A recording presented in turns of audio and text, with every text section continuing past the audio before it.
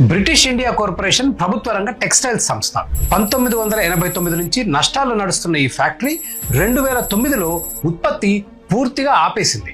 1800 ప్రభుత్వ ఉద్యోగులను ఖాళీగా కూర్చోపెట్టి జీతాలు ఇస్తుంది. 2005లో $1,30,00,000 వెచ్చించి స్విట్జర్లాండ్ నుంచి నేత మెషిన్లు తెచ్చారు. ఆ యంత్రాలను నడపడానికి ఉద్యోగులకు 24 గంటల డ్యూటీలు వేశారు. కానీ ఆ మెషిన్లకు కావాల్సిన నూలు కొనలేదు. రోజు 4 ఉద్యోగులు 8 గంటల పాటు కథలని మీటల వంక చూసి షిఫ్ట్ దిగుతారు. ఆ తర్వాత 2వ షిఫ్ట్, దాని తర్వాత 3వ షిఫ్ట్. వందలాది ఇతర ఉద్యోగులు ప్రొద్దున్నే వస్తారు, హాజరు వేస్తారు, ఆఫీస్ శుభ్రం చేస్తారు, ముచ్చట్లు చెప్పుకుంటారు, సాయంత్రం కాగానే ఇంటికి పోతారు. ఈ రోజుకి ఈ సంస్థలో దాదాపు 1100 మంది ఉద్యోగులు ఉన్నారు. 2023లో జీతాలకు, ఈపీఎఫ్లకు కేంద్ర ప్రభుత్వం 80 కోట్లు ఇచ్చింది. ప్రభుత్వాలు వ్యాపారాలు చేయలేవు, చేయకూడదు.